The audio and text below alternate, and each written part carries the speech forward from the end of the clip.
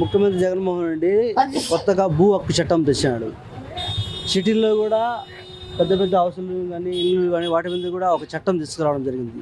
దీని మీద నీ అభిప్రాయంనా? ఈరోజు 2019 నుంచి 2024 వరకు జగన్మోహన్ రెడ్డి అధికారం లేకొస్తే తను ఏ విధంగా అయితే డెవలప్మెంట్ అయినాడో, భారతీ సిమెంట్ కావచ్చు, రఘురామ్ సిమెంట్ ఫ్యాక్టరీ కావచ్చు, ఈ పవర్ ప్రాజెక్టులు కావచ్చు, హైదరాబాదులో, బెంగళూరులో, మన విజయవాడలో, పులివెందల్లో కొన్ని కోట్ల రూపాయల ఆస్తులు ఏ విధంగా సంపాదించినాడో ఆ మంత్రదండంతో ఆంధ్రప్రదేశ్ రాష్ట్రాన్ని డెవలప్మెంట్ చేస్తాడని ఈ రాష్ట్ర ప్రజలు ఆశించినారు. కానీ ఇప్పుడు ఏమైందంటే 2019 నుంచి 2024 వరకు ఇప్పుడు రాష్ట్రంలో ఉన్నటువంటి అన్ని ఆఫీసులు, ప్రభుత్వ కార్యాలయాన్ని కూడా తాకటైపోయినాయి. ఇప్పుడు ఆయన దగ్గర ఉండేది ఒక చట్టం, భూ హక్కు చట్టం. రెండోది ఏదైతే ఒరిజినల్ డాక్యుమెంట్ ఉందో వాటిని జిరాక్స్ ఇవ్వడం. ఎందుకు ఇవి కావాలంటే సంక్షేమ పథకాలు ఎక్కడి నుంచి వస్తాయి? ఆయన దగ్గర ఉన్న ఆదాయం అయిపోయింది, అప్పు ఇచ్చేవాళ్ళు లేడు. బుగ్గన రాజేంద్రనాథ్ రెడ్డి ఆల్రెడీ బొచ్చబట్టుకొని అడుక్కుంటున్నాడు, ₹10 బిల్లు ఇచ్చే పరిస్థితి లేడు. సెంట్రల్ గవర్నమెంట్ ఇలా యొక్క దోపిడీ చూసేసి ఓడి అయిపోయింది, ఓ డ్రాప్ అయిపోయింది, అన్ని చోట్ల తెచ్చాడు, అప్పు అయిపోయింది. ఇంకా ఏం కావాలా నీకు? నీ భూమిని తీసిపోయి తాకట్టు పెట్టి నీకు సంక్షేమ పథకాలు రావాలా? మరి ఆయన ఏం తప్పు చేయడం లేదు కదా. మన ఆస్తులు కుదరబెడతాడు, మనకు సంక్షేమ పథకాలు ఇస్తాడు. మన ఆస్తుల మీద 10,000 రూపాయలు లెక్క తెచ్చుకుంటాడు, మనకు 2,500 ఇస్తాడు, 7,500 వాళ్ళు తినేస్తారు. ఆయన ఏం తప్పు చేసినాడు? ప్రజలు మనం ఆలోచన చేసుకోవాలా. ఇలాంటి వ్యక్తికి మనం అవకాశం ఇస్తే ఏ విధంగా ఉంటుంది? అభివృద్ధి చేసి సంక్షేమ పథకాలు ఇవ్వాలి తప్పక మన ఆస్తులు కుదరబెట్టి మన డబ్బులు ఇవ్వడం ఏంది? భూ హక్కు చట్టం ఆయన తెచ్చేది అందుకే ఇంకా అయిపోయినాయి. ఆయన దగ్గర ఉన్నటువంటి అన్నీ అయిపోయినాయి, ప్రభుత్వ కార్యాలయాలు అయిపోయినాయి, సచివాలయం తాకట్టు పెట్టినాడు. వాళ్ళ మంత్రినే చెప్తున్నాడు, గుడివాడ కొడాలి నాని, ఏం మీ అబ్బాయి జాగీరా మేము పెట్టకూడదని అంటున్నాడు. రేపు పొద్దున మనం డాక్యుమెంట్ ఇచ్చినాం అనుకో, ఆయన రేపేం చెప్తాడు? మీకు బుద్ధి ఉంటే మీరు మీ డాక్యుమెంట్ల మీద మాకు ఎందుకు రిజిస్టర్ చేసినారు, జిరాక్స్ ఎందుకు తీసుకున్నారు, ఆ రోజు మాట్లాడకూడదు అంటాడు.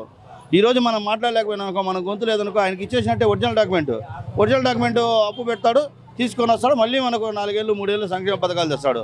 అంటే ఆయన తెచ్చిన అప్పుకు ఇప్పటివరకు ప్రజలు ఎవరు కూడా కట్టాలా లేదా పన్ను రూపాయలు తీసుకొచ్చున్నారు. ఇప్పుడు పన్ను రూపాయలు కాదు, మన ఆస్తిని తాకట్టు పెట్టి తేబోతున్నాడు. అది ఆలోచన చేసుకొని మనమంతా కూడా మెసులుకుంటే బాగుపడతాం. లేదంటే అతని చేతికి ఇచ్చామంటే రాష్ట్రాన్ని విధ్వంసం వైపుగా పాలన సాగిస్తాడు.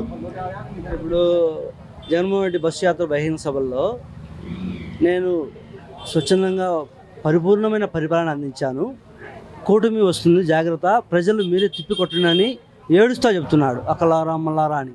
దీని మీద నీ అభిప్రాయంనా? కొంతమంది ఆయనకు సంబంధించినటువంటి పోలీస్ అధికారులు కావచ్చు, ఐఏఎస్ ఆఫీసర్లు కావచ్చు నమ్ముకొని వాళ్ళ ద్వారా రాష్ట్రంలో ఒక దౌర్జన్యకాండను సృష్టించాలని చూసినాడు.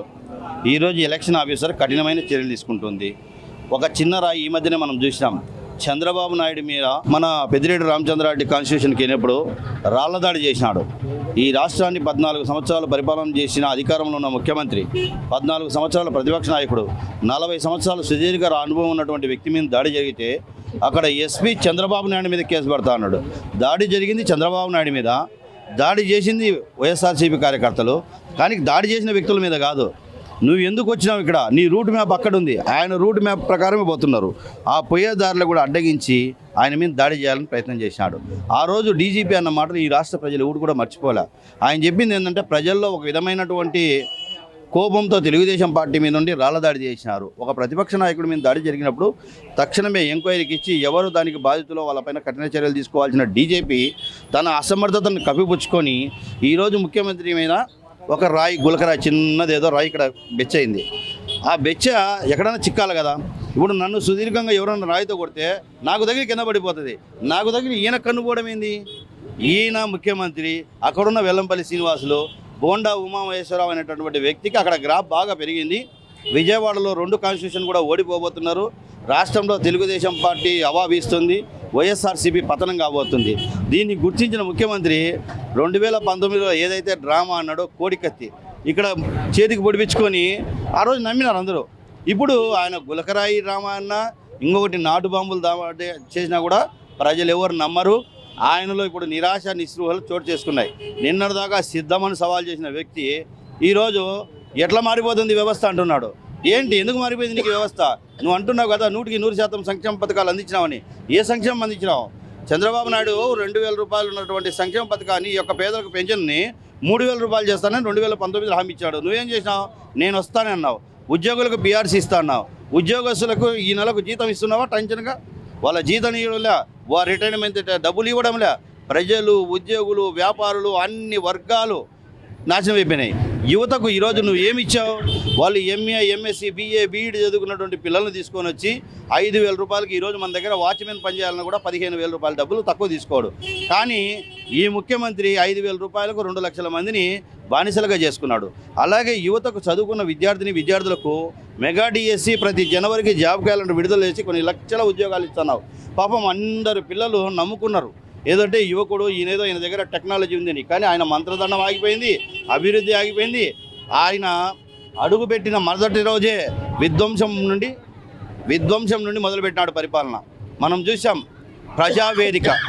ఆ ప్రజావేదికలో కూర్చొని ఈ ప్రజావేదిక ఇది అక్రమము, దీన్ని కూల్చేస్తున్నానని కూలబెట్టిన వ్యక్తి. ఆ తర్వాత నువ్వు మొదలుపెట్టింది ప్రభుత్వ స్థలాన్ని ఏదైతే అక్రమం అన్నావో నీ పరిపాలనే విధ్వంసం వైపు సాగింది.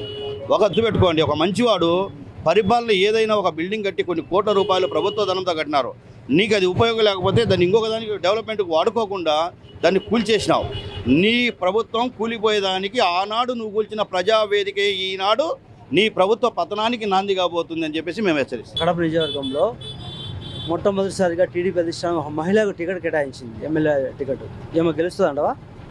ఇప్పుడు కడపలో ఎవరు సామాన్యుడు ఏ యొక్క వర్గాన్ని, హిందూ, ముస్లిం అనే తరతమ భేదాలు లేకుండా రెడ్డి, నాయుడు, చౌదరి, బల్జ, కమ్మ, వెలమ, క్షత్రియ, బ్రాహ్మణ, వైశ్య అన్ని వర్గాలను మీరు ఒకసారి చూడండి. మాధవిరెడ్డి అనేటటువంటి పేరు వచ్చింది. ఈ మధ్యన మీరు రీసెంట్గా చూసినారు చంద్రబాబు నాయుడు, ఆమె ఇప్పుడు మాధవిరెడ్డి అనే పేరు పోయింది, కడప రెడ్డి అమ్మ అని పేరు వచ్చింది. అంటే ఆమెను మీ క్యాన్వాస్ బాగా గమనిస్తే ఆమె నాకు ఓటేయమని రాలే. ఎక్కడ సమస్య ఉందో ఆ సమస్యను చూపిస్తూ, ఇదో ఇక్కడ ఈ మురికి కాలం ఉంది, ఇదో ఇక్కడ ఈ ట్రాన్స్ఫార్మర్ పోయింది, ఇదో ఇక్కడ ఈ ముస్లిం ఇల్లు దెబ్బతినింది, ఇదో ఈ ఒక పెన్షన్ రాలేదు, ఇదో ఈ రోడ్లు బాగలేవు, ఇదో ఈ సర్కిల్ బాగలేవు, ఇదో ఈ ట్రాన్స్ఫర్ ఈ విధంగా ఉంది. ఆమె ఏలెత్తి చూపిస్తూ ప్రశ్నిస్తుంటే ఇక్కడ ఒకటి సామాన్యమైన ప్రజలు ఆలోచన చేయాలి. ఇక్కడ డిప్యూటీ సీఎం ఉన్నాడు, ఆయన పరిపాలన ఏదైనా వాళ్ళు తప్పు చెప్తే దానిపైన ఏదైనా మాట్లాడచ్చు. కానీ డైరెక్ట్గా నీ ఇంటికే వస్తా, నీ ఇంట్లో జొరబడతా అని ప్రతిపక్ష నాయకులు ఇంటి మీద దౌర్జన్యానికి పోదామంటే ఇంకా సామాన్యుల యొక్క ప్రజల యొక్క భవిష్యత్తు ఏందో, వాళ్ళ భద్రత ఏందో ప్రజలందరికీ అర్థమైపోయింది, అన్ని వర్గాలకు. ఈరోజు కాంగ్రెస్ పార్టీ తరఫున ఉన్నటువంటి అబ్దుల్ ఖాన్ రీసెంట్గా వచ్చిన ఒక చిన్న వీడియో సందేశంలో చెప్పినాడు, అయ్యా నువ్వు డైరెక్ట్గా మాధవిరెడ్డి ఇంటికే పోయి దాడి చేస్తా అన్నావంటే ఇంకా సామాన్యులకు భద్రత ఏదైనా ఒక మైనారిటీ నాయకుడే నిన్ను ప్రశ్నించినాడు అన్నప్పుడే ఇక్కడ వాళ్ళ గ్రాఫ్ ఏమైందో అర్థమైపోయింది, గ్రాఫ్ పడిపోయింది.